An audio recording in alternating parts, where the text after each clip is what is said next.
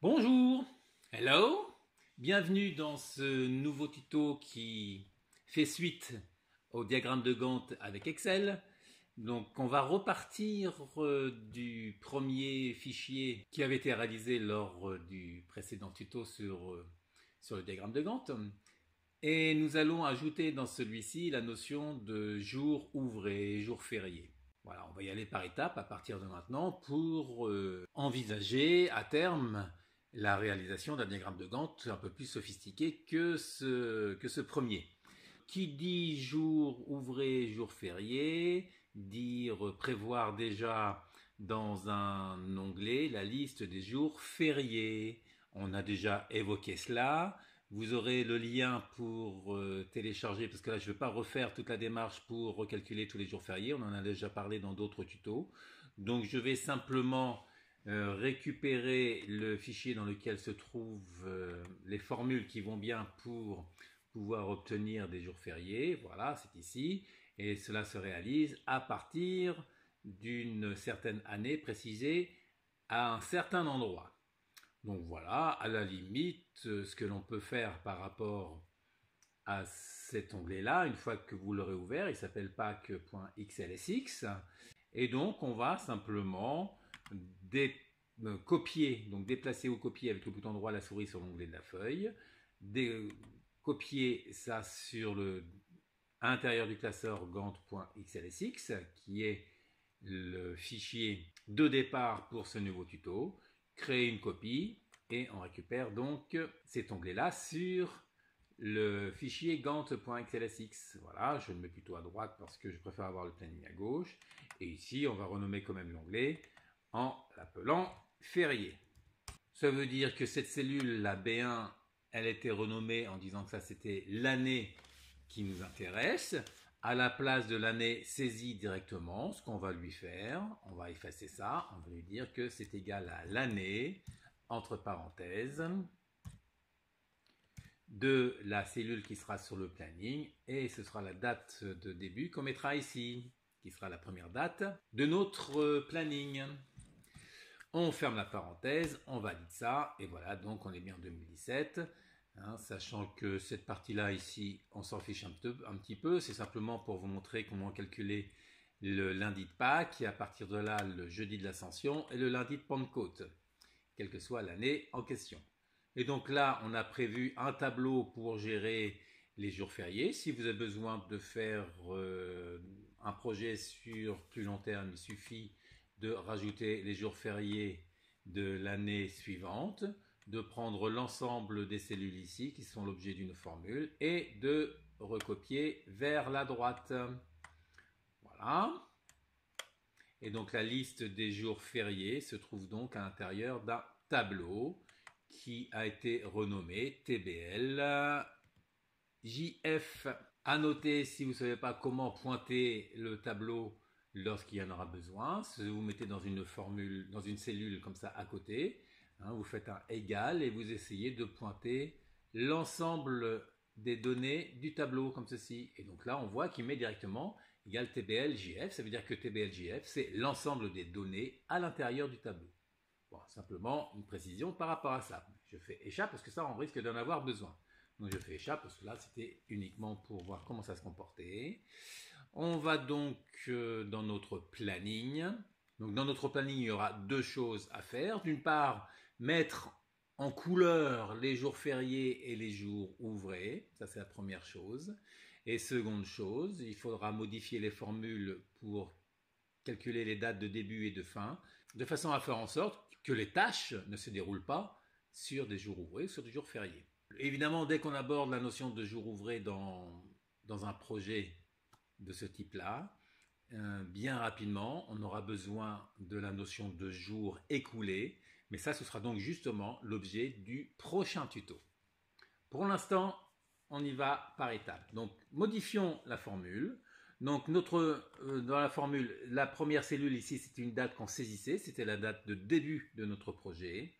Donc, si on calcule déjà la date de fin d'une certaine cellule, ce qu'on va lui dire, donc la date de fin se calcule par rapport à la date de début de la tâche en question, qui se trouve juste à côté, auquel il faut ajouter donc la durée de la tâche et moins 1 parce qu'il y a la notion d'intervalle qui rentre en ligne de compte là.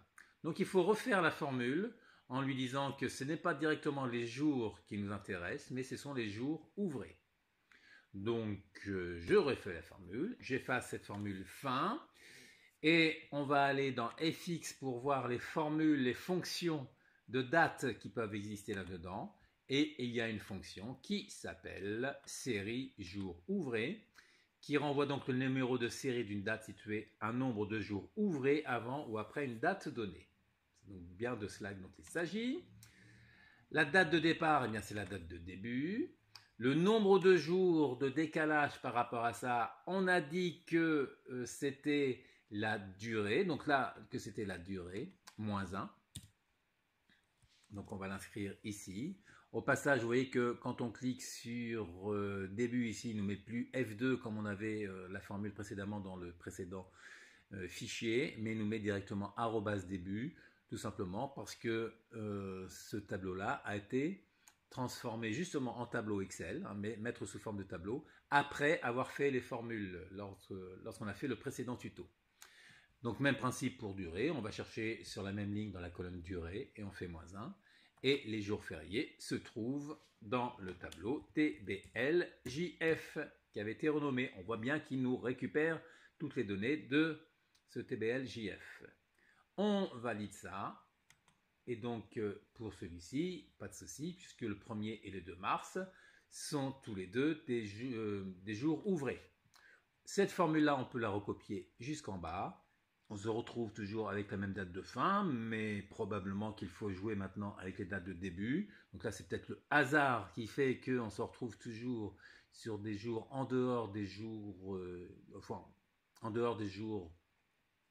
fériés et des samedis et des dimanches. On va vérifier ça avec la date de début à partir de la deuxième tâche. Même principe que précédemment ici. Donc on avait la formule qui allait récupérer la date de fin par rapport au prédécesseur ici, et ensuite avec un décalage, on faisait plus 1, plus éventuellement le retard qu'on avait ici. Ça veut dire qu'on a le même principe que précédemment. Donc pour transformer cette fonction la index, on va lui rajouter un espace pour l'instant, retour en arrière de façon à laisser un espace entre index ici et la fonction que je vais aller récupérer ici. Voilà, série jour ouvré. Évidemment, là, il ne nous trouve pas forcément correctement parce que là, il a mis la parenthèse fermée directement là. Je vais supprimer la parenthèse fermée ici et je vais la remettre complètement à la fin. Donc, il nous met tout ça là-dedans. On va corriger cela en lui disant que ce qu'il fallait rajouter par rapport à la première information ici, ça c'est la date de fin que l'on souhaitait récupérer. Hein, tout ça, ça rentre dans la fonction index. Ici, à la place du plus 1, on va mettre un point virgule. Donc là, c'est le deuxième argument, c'est le nombre de jours de décalage par rapport à la première date. Et les jours fériés se trouvent dans un tableau qu'on a appelé TBLJF. Voilà, la formule est terminée. Je recopie jusqu'en bas et cette fois-ci, on voit bien qu'il y a des changements au niveau des dates de fin, puisque là, on a reculé du coup d'une semaine. Maintenant, donc ça, c'était la première partie. Évidemment, ce qu'il convenait de faire derrière, hein, parce qu'on n'avait pas encore abordé ce thème-là, c'est-à-dire quand on modifie les dates de début et de fin là-dedans, la partie diagramme de Gantt ne s'actualise pas automatiquement. Jusqu'à présent, on avait prévu simplement de cliquer sur un bouton Go pour actualiser. Voilà, donc on se retrouve ici avec cette tâche numéro 3 qui se retrouve décalée. Parce que pour le coup, si je ne me trompe pas, le 1er mars, ça doit être un mercredi. Donc, ce qui veut dire que là, ici, on est un samedi, dimanche. Enfin bref, il y a des jours fériés, il y a des jours de week-end quelque part là-dedans, ce qui a fait le décalage. Donc, la chose suivante qu'il convient de faire, c'est mettre en valeur les jours ouvrés et les jours fériés à l'intérieur du diagramme de Gantt, histoire de bien y voir clair. Alors, évidemment, on pourrait faire de la mise en forme conditionnelle à ce niveau-là, mais l'inconvénient de la mise en forme conditionnelle directement à ce niveau-là, c'est que lorsque la dimension de notre diagramme de Gantt évolue, il faut réeffacer tout, enfin il faut adapter les règles de mise en forme conditionnelle à la nouvelle plage occupée par le diagramme de Gantt. Donc ça veut dire qu'on va envisager de faire cela en VBA. Mais comme programmer directement de la mise en forme conditionnelle en VBA, c'est pas forcément évident comme ça du premier coup, ce que nous allons commencer par faire, c'est enregistrer une mise en forme conditionnelle sur une petite plage, voilà, de ce type-là, hein, pour voir comment ça va se comporter déjà dans la feuille de calcul. Et on va enregistrer une macro, donc onglet développeur, enregistrer une macro, de façon à ne pas être obligé de tout écrire en VBA. Donc voilà, le nom de la macro, je vais l'appeler MEFC comme mise en forme conditionnelle. J'enregistre la macro dans ce classeur. On fait OK et à partir de là, on va faire la mise en forme conditionnelle. Accueil, mise en forme conditionnelle, gérer les règles. Nous allons avoir deux orientations par rapport à cela. D'une part, mettre d'une certaine couleur les samedis et les dimanches. Et ensuite, mettre d'une autre couleur les jours fériés, tels qu'ils sont dans la liste des jours fériés. Par rapport à la sélection actuelle, pour l'instant, ça me va bien. Nous allons faire nouvelle règle. On va donc utiliser une formule pour déterminer la condition à réaliser pour la mise en forme conditionnelle. Première formule, on va s'occuper des samedis et des dimanches. Donc pour s'occuper des samedis et des dimanches, on va réaliser une fonction OU. Et comme c'est une formule, on commence par le signe égal. Donc OU, entre parenthèses, pour déterminer si un jour d'une date déterminée est un samedi ou un dimanche, on va s'intéresser à la fonction jour-semaine, jour-sum. Entre parenthèses, de quelle date en question? Eh bien là, il s'agit d'aller chercher la date qui se trouve sur la première ligne. Ce sera toujours sur la première ligne, mais pas toujours sur la même colonne. Ça veut dire qu'on va utiliser la touche F4 pour supprimer le dollar devant le i ici. On va lui dire derrière, donc là c'est à connaître par cœur ça, parce qu'on n'a pas l'aide d'Excel, hein, comme on peut l'avoir lorsqu'on fait la formule dans une cellule. Donc c'est à connaître par cœur tout ça. S'il y a un doute, il faudrait commencer par faire la formule dans une cellule pour voir comment mettre en œuvre la formule, et ensuite récupérer le texte de la formule pour l'intégrer là-dedans. Donc pour nous considérer que le lundi c'est égal à 1, et le dimanche, c'est égal à 7. Il faut mettre comme deuxième argument à la fonction jour-semaine, l'argument numéro 2. Voilà. Donc, ou bien le jour-semaine est égal, on ferme la parenthèse, pardon, est égal à 6. Point virgule, et là, on va faire la deuxième partie de la fonction OU.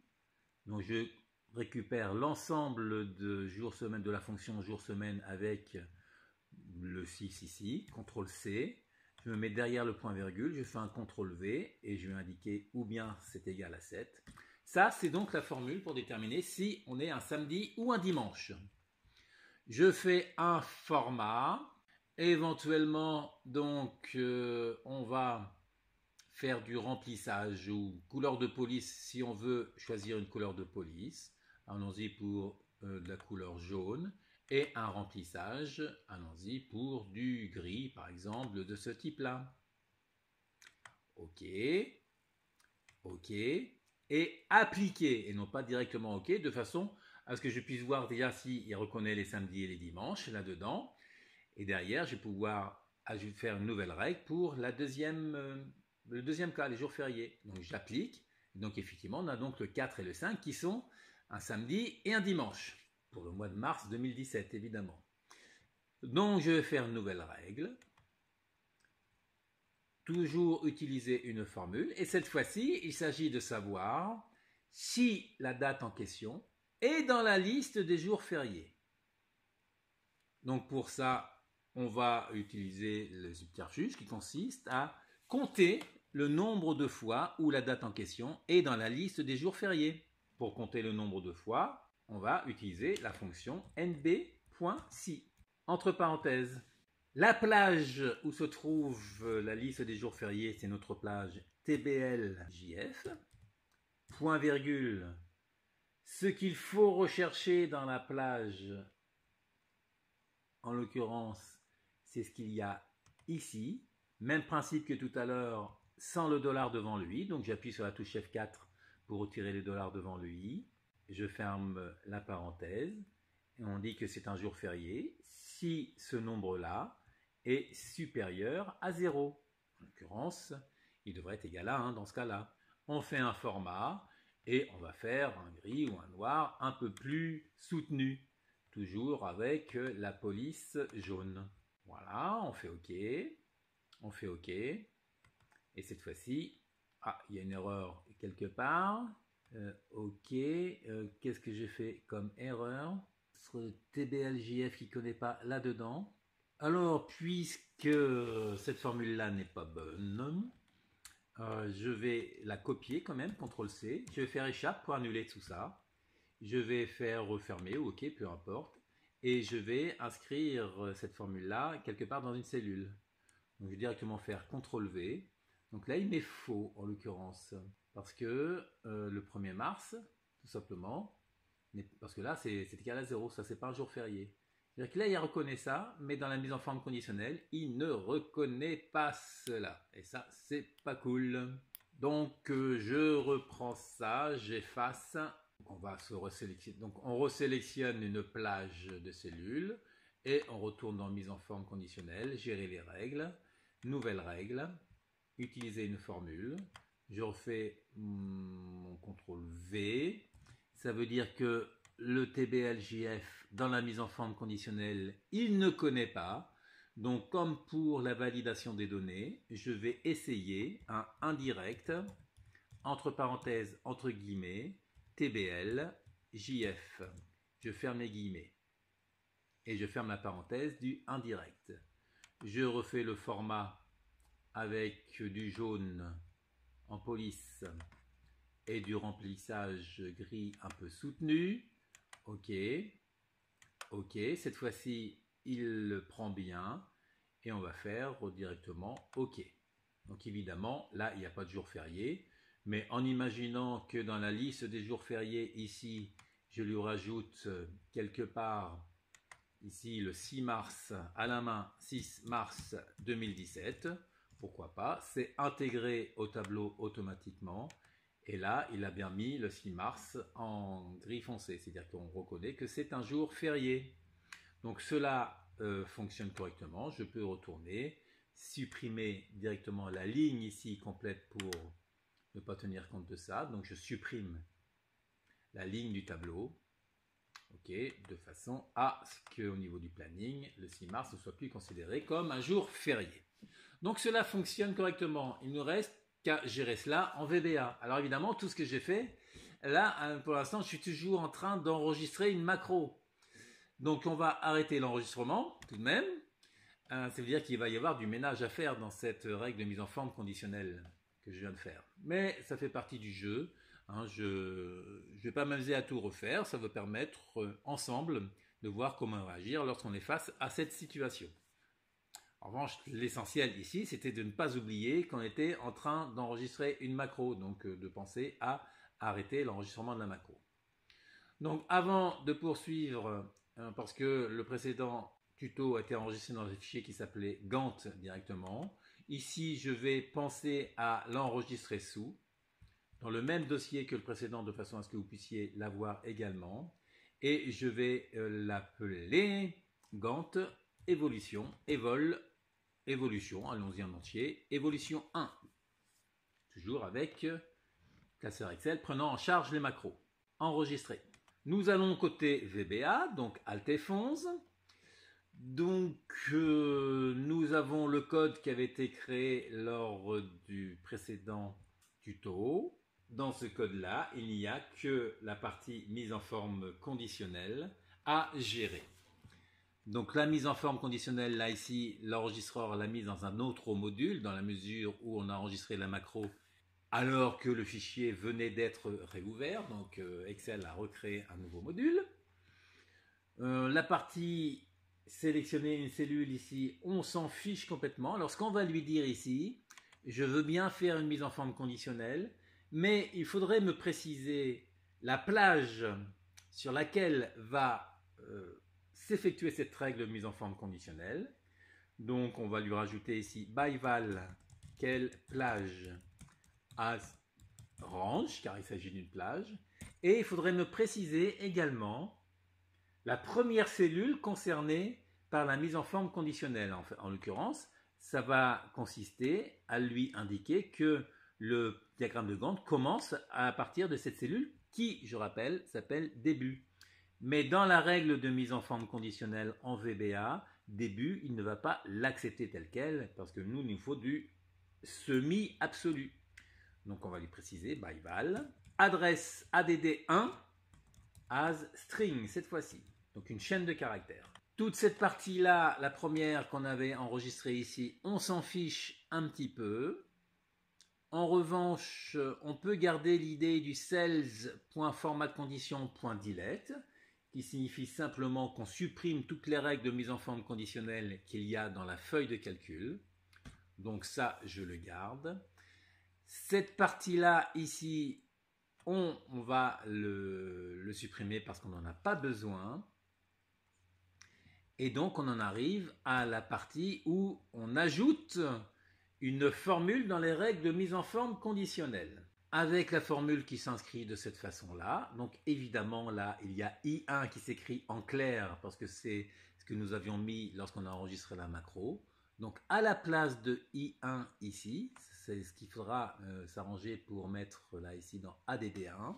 Donc on va fermer les guillemets, espace éperluette, espace, espace, éperluette, espace, guillemets, tout simplement pour dire que on va faire de la concaténation. Et donc à la place du I1, ce sera l'équivalent de ce qu'on mettra dans ADD1. Voilà. Même chose dans cette partie-là. En fait, partout où il y a I1, il faudrait faire cela. Donc, je ferme le guillemet, je fais un espace, l'éperluette pour concaténer, deux espaces, éperluette, espace, guillemet, et au milieu, ADD1. Voilà. Quand je clique à l'extérieur, il met la majuscule, ça veut dire qu'il a bien reconnu le ADD1 comme étant une variable. La formule ici reste cohérente. On la met en première priorité, pourquoi pas, c'est-à-dire c'est en première position. Et ensuite, par rapport au format de condition 1, c'est-à-dire la première règle de mise en forme conditionnelle qu'on a faite ici, c'est la couleur de la police, voilà, avec les autres options, et la couleur intérieure qu'il y a à l'intérieur, bon, qui correspond à ce qu'on a enregistré. Donc on verra tout à l'heure si ça, il le reproduit correctement lorsqu'on exécute en automatique.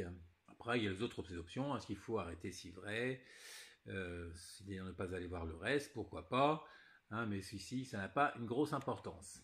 Donc par rapport à ça, ah oui, autre chose également que j'ai oublié, c'est que la règle de mise en forme conditionnelle là qu'on ajoute ne doit pas se faire par rapport à la sélection, mais ça doit se faire par rapport à quelle plage. Donc, ce que nous allons faire ici, on va faire à ce niveau-là une mise en facteur with quelle plage. Et partout où il y a sélection point, format de condition, on va effacer le sélection. Sélection point, je sélectionne sélection, j'efface, je fais une indentation. Ensuite, évidemment, il y a with sélection.format de condition. Donc un deuxième with, ça veut dire qu'en fait, ce qu'on va faire tout de suite, c'est que tout ce qu'il y a là-dedans, il y a des choses qu'on va supprimer, mais c'est pas grave, on va l'indenter et tout de suite en bas, on va faire un end with. End with. Voilà. Pour vérifier si je suis en phase avec là-haut, je mets devant le E et quand on remonte là-haut, on doit être juste sur le with. Donc ici, un deuxième with, sauf qu'il y a toujours encore sélection dedans. Je supprime directement le sélection. Voilà, donc le point with, point sélection, point font, etc. Lorsqu'on est à l'intérieur de ce with-là, c'est par rapport à la fin de cela. Là, il y a une petite erreur d'indentation, je le corrige. Je supprime le sélection. je supprime le sélection ici. Je supprime, attention parce que là il y a toujours format de condition 1, d'accord, on est toujours à la première. Ensuite, donc ça, on s'en fiche complètement. On supprime ici le sélection. Donc cette fois-ci, donc c'est par rapport au jour férié qu'on était là. Il y a encore le I1 qui se balade ici. Donc à la place du I1, je mets guillemets, espace, éperluette, espace, espace, éperluette, espace, guillemets. Et je remets ici le ADD1. Voilà, le sélection qui est ici, on le supprime. Le sélection qui est ici, on le supprime. Pareil ici, en fait, toutes les sélections qu'il y a. On vérifie s'il n'y a pas d'autres I1 quelque part. On supprime le sélection ici. Et ce qu'il y a derrière ici, on va l'effacer. Ça veut dire que cela, sheet.select, tout ça, c'était le test qu'on avait fait lorsqu'on avait mis le 3 juin, le 6 mars, pardon, en jour férié. Donc tout ça, il n'y a pas besoin de le conserver. Maintenant, donc ça c'est la macro qui a été modifiée. On verra tout à l'heure si ça fonctionne. On peut déjà faire un débugage pour voir s'il n'y a pas d'erreur grossière. Voilà, débugage compilé VBA Project. Il ne hurle pas, ça veut dire que globalement il n'y a pas d'erreur grossière à l'intérieur de cela. Nous allons retourner dans le module 1 et à la fin, à la suite du next, donc juste avant le main sub de la précédente macro, en fait, qui avait créé Gantt, on va lui faire un certain nombre de choses. Donc déjà, il faut déterminer le début, le ADD1. Il y a deux choses à déterminer, le quelle plage et le ADD1. Pour éviter de l'avoir directement dans l'appel à la macro mise en forme conditionnelle, je vais déclarer deux variables ici. Donc je pourrais les déclarer en haut du module, mais là je les déclare en cours de module, pourquoi pas. L'essentiel, c'est de ne pas utiliser les variables que nous allons déclarer ici avant qu'elles soient déclarées. Donc dim, plage pour la mise en forme conditionnelle, asRange.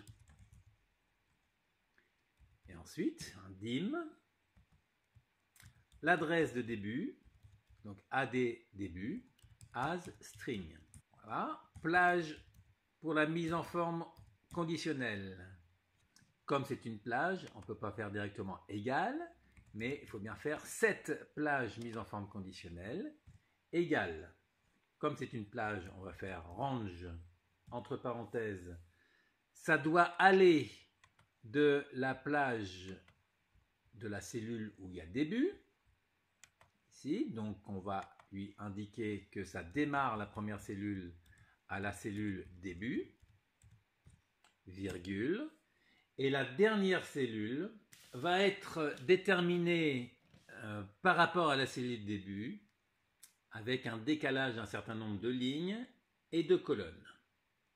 Ça veut dire qu'on va faire un range début, point offset pour faire le décalage, de combien de lignes? Le nombre de lignes de décalage, ça va correspondre en quelque sorte au nombre de lignes qu'il y a dans ce tableau-là. Cette première cellule n'avait pas été renommée ici, bon d'accord, peu importe. Ça n'a pas une grosse importance. Donc au nombre de lignes qu'il y a, en considérant que ça démarre toujours le tableau en 1, on va le faire par rapport à A1, donc et-1, puisqu'il s'agit d'un décalage. Donc on y va. Donc point offset range, entre parenthèses, entre guillemets, A1, point current région, qui correspond au contrôle étoile, point rose, point compte. On compte le nombre de lignes qu'il y a dans le tableau autour de la cellule A1 et on fait -1. Ça, c'est le nombre de lignes de décalage par rapport à cette cellule début, donc vers le bas, virgule, et le nombre de colonnes.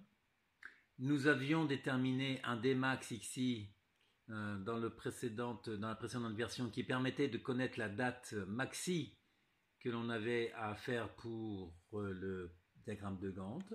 Donc on va utiliser ce Dmax.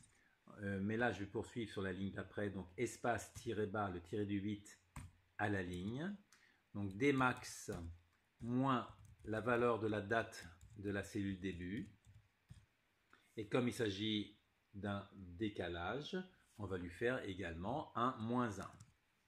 Ça, c'est donc la plage sur laquelle doit s'effectuer la mise en forme conditionnelle. Donc là, j'ai fermé une parenthèse, un Dmax moins ici. Donc j'ai fermé la parenthèse du offset, ici, voilà, je cherchais où était cette parenthèse-là, et je ferme donc la parenthèse du range. Voilà pour la plage. Ensuite, il nous faut donc l'adresse de début. Il nous faut une adresse semi-relative avec un seul D. Non, il y a deux D, donc puisque c'est début. Une adresse semi-absolue. Donc égale. Donc en l'occurrence, par rapport au $i, $1 qu'on a, il faut prendre les trois caractères de droite. Donc on va faire un VBA.right, ce qu'il y a à droite, de range début .adresse, qui correspond au $i, $1, et on va prendre les trois caractères de droite, virgule, 3. Une fois qu'on a ça, on peut se lancer dans la mise en forme conditionnelle de quelle plage? C'est la plage MEFC, mise en forme conditionnelle, MEFC, virgule, quelle adresse de début? AD, début. Voilà, il m'a bien mis les majuscules partout, ça veut dire que ça, il semble l'avoir reconnu. Je sauvegarde, je fais un débugage compilé VBA Project. Pour l'instant, tout semble correct. Donc je retourne dans le diagramme de Gantt pour lui faire mon Go maintenant, de façon à avoir tous les autres jours fériés qui se mettent partout. Go. Est-ce qu'il accepte ça? Voilà, il y a quelque chose qui ne lui plaît pas. Allons voir ça.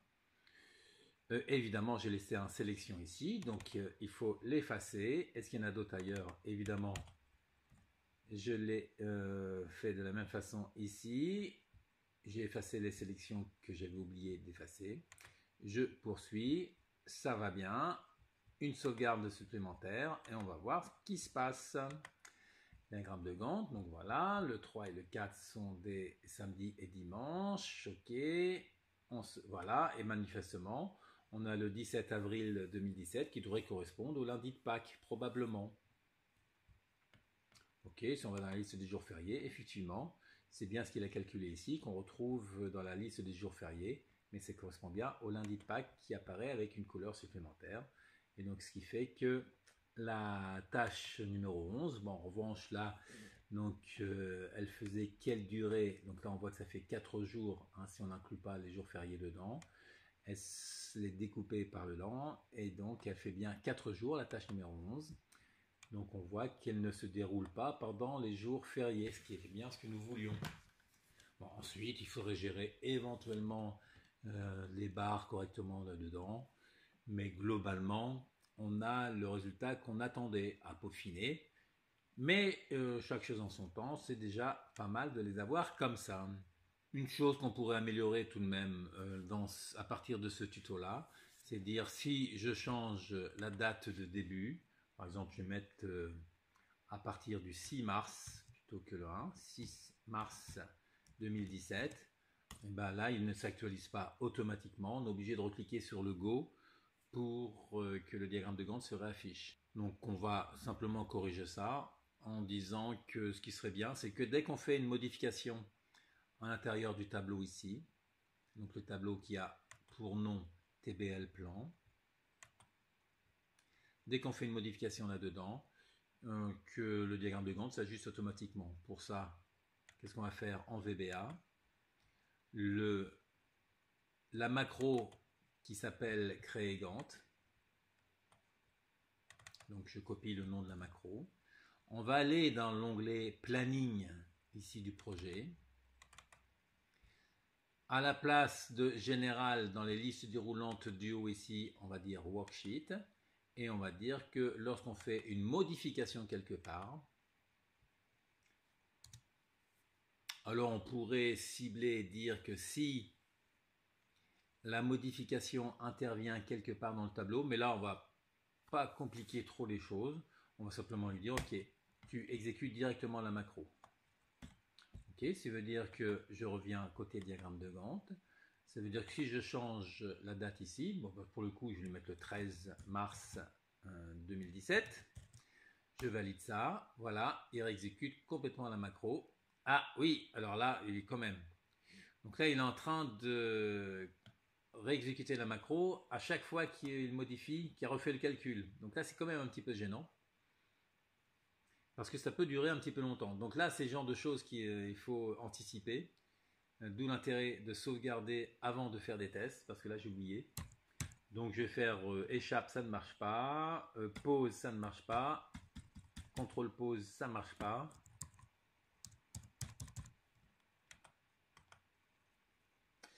Bon, on va attendre qu'il finisse, mais ça risque d'être un peu long. Donc, bah voilà, après des pérénigrations, donc là, j'ai fait une coupure parce que finalement, vu l'erreur fondamentale commise, je suis obligé de planter Excel directement avec à l'aide du gestionnaire de tâches, parce que là, on était parti dans une boucle sans fin.